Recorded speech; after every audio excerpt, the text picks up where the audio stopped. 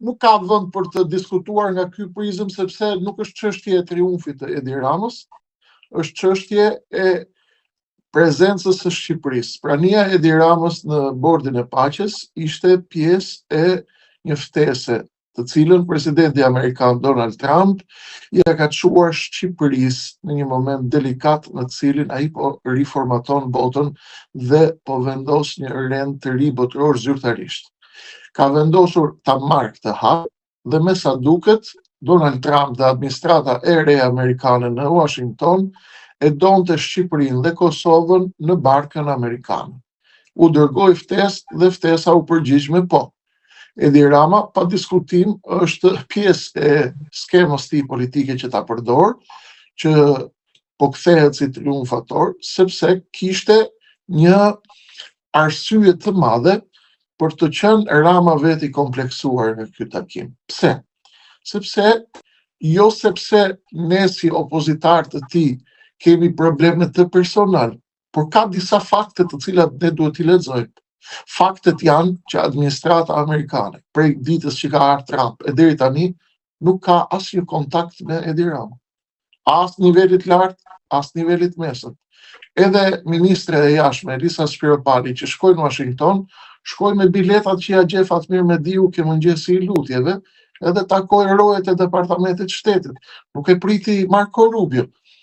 Dje, në Bordin e Paqes, presidenti amerikan i kishte thirrur të gjithë nxënësit aty, i tha ti çon këmbë ti ulu, ti çon këmbë ti ulu, dhe Edi Ramën, ndryshe nga zhveproi me të gjithë të pranishmit në sallë, për të cilët pas çdo emri tha nga i kompliment, tha nga he's a good guy, ky është burr i fortë, ky është burr i mirë. Ramën tha mirë se vjen Shqipëria dhe Prime Minister Edi Rama. Unë nuk dua të merrem me këtë punë sepse kam përshtypjen se e zbresim në nivel banal bisedën, pasi shqiptarët nuk janë më popull kështu, nuk janë popull antikapat që mund t'i gënjesh apo mund të tallim ne me emocionet e tyre. Ka qenë në një takim ndërkombëtar shumë mirë, ka qenë në Washington sepse Amerika e do Shqipërinë në krahun e saj. Ky ishte momenti. Sa i përket Ramës, unë nuk pash që këtu ka një triumf, jo sepse unë kam bezdi Edi Ramën, apo se unë jam kundërshtar i tij, nuk ka asnjë triumf, përkundrazi ishte shumë i trembur, shumë i hutuar, shumë i tronditur. Një, sepse po priste reagimin e Trumpit me ankth. E dyta, sepse e gjithë vëmendja shkoi sërish tek Vjosa Osmani, dhe Donald Trump nuk bën lëvizje, sepse ka njerëz që mendojnë që shiko se ky Trump është psikopat, nuk është mirë nga trut, apo është gallataxhi, apo është humor. Ai ka një rol, ai bën sikur është president jo tradicional, por ai është dhelpër e vjetër dhe e di shumë mirë çfarë bën. Ndaj, Rama në fakt ishte i kompleksuar Gilbert, sepse po priste a do ma varin apo jo, dhe në thelb i gjitha dritat sërish ai çoi tek Vjosa Osmani, e cila gjithsesi u trajtua si një nxënëse. Pra çoti atje, tu çof, ku është Serbia? Serbia s'ishte fare në sallë. Por ai çdo gjë ka të menduar. Serbia nuk ishte fare në takim. Pra, ngriunin këmbë, tha Kosova, Serbia, t'ju shoh pak. Nëse nuk i rregulloni punën, tha, ma bëni i telefon. Kjo ishte besoj.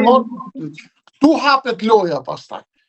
Dhe telefoni, protagonizmi që zoti Trump i dha Vjosa Osmanit, ishte për të thënë që ma lini pak anash Shqipërinë, kemi hallin e Kosovës.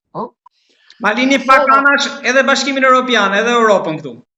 E thash tek videot e mia, faleminderit që më ndjek. Ju ndjek gjithmonë. Je i nderuar. Po e kam bërë analizën mbrëm. Mesazhi ishte për të gjithë planetin. Pavarësisht se presidenti Trump bën si humorist, bën si njeri që bën komedi, bën teatr, ai ka stilin e tillë, ai e ka rol atë mënyrë të funksionuarit, ai e ka PR atë mënyrë se si vepron, që bën sikur se ka idenë, bën sikur ajo është i gjithë i rol. Mesazhi ishte për Europën do merrem unë me Ballkanin sot e tuti. Kur të ndodhin probleme, kur të keni probleme me Vučićin, do t'i bini telefonit tim, mos i bini telefonatave tjerë. Do t'i bini telefonit tim, do të thotë që e di unë si e zgjidh punën e Ballkanit. Do të thotë, do ta marr unë përsipër ta zgjidh çështjen e Ballkanit, do të thotë Kosova, Shqipëria dhe Ballkani janë domen amerikan për rendin e ri botëror. Pik. A do të vazhdoj Donald Trump të jetë aty apo jo, kjo është histori tjetër. A e bëri ai PR-in për lojën e tij të brendshme? Hajde ta analizojmë. Apo e bën për fushatën, për midterm, për zgjedhjet e nëntorit? Hajde ta analizojmë, pa diskutim që po. Po u thot amerikanëve, I am the peacemaker. Unë jam paqebërësi. Unë jam ai që mbyll luftra. Çon këmbë Azerbajxhani, Armenia, çonin këmbë dhe ju atje traku çun nxënësit. Pati dhe shtrëngim duash madje live. Po live, shisa të mirë tha, and good guys, tha. Pa qashë sa e bukur thash, Si ka mundësi, zoti Osmani, si ka mundësi? Peace is beautiful, tha, ha? Beautiful peace, tha, çfarë doni, tha? Do bëjmë parada apo do rrafim njëri tjetrin? U ndërtu kompania re e botës. Dhe u ndërtu deep state i ri botës. I cili do të ketë një sfidë të llahtarshme deri në nëntor, sepse do dalin prap dosjet e Epstein, do të jetë shkatërruese lufta. Do dalin dosje të tjera majt amerikane, sepse ndoshta po e zëvendëson pak me dosjet e alienëve Trumpi për ta hequr vëmendjen. Po sepse dosjet e alienëve prap nuk e nxjerrin dot nga loja e Epsteinit. A kupton? Dhe Epsteini do të jetë zemra e konfliktit. Bashkë me një kurth tjetër që po i ndërtohet Trumpit me Iranin. 24 orë, 48 orë mund godasi. Është bërë qameti atje. Dhe Irani është frika e tij e madhe dhe suksesi i tij më i madh në të njëjtën kohë. Duket se po fiton Izraeli prap. Sepse edhe mund të shkoj, edhe do të shkoj, po edhe nuk e di të shkoj apo jo. Për të mos u zgjeru shumë, sepse kjo punë është e degëzuar dhe të po do rikthehemi. Kam një merak edhe te kjo. Pse Rama e futi çështjen e katërshës së madhe aty? Ja do të vim aty. Përpara se të vim tek Rama, ne duhet të kuptojmë dhe shqiptarët duhet të kuptojnë.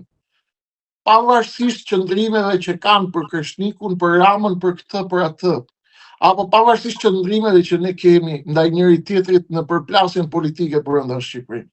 Ne duhet të shikojmë gjërat në sy, ashtu siç janë, dhe të mos merremi me propagandë apo me rena për nevoja klikimesh, sepse janë fate kombesh këtu. Nëse nuk lexojmë qartë në këtë moment, ne do të paguajmë fatura të mëdha. Ajo që po ndodh në Washington është një luftë civile institucionale në majën e elitave të botit.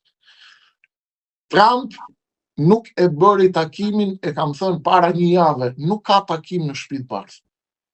Po, jeni korrekt. Takim, sepse mediat e Tiranës, ju e dini, kontrollohet 90% për Edi Ranos, sepse du në i reklam, du në i buk, të jetojnë, të hajnë qa buk. Dhe fillun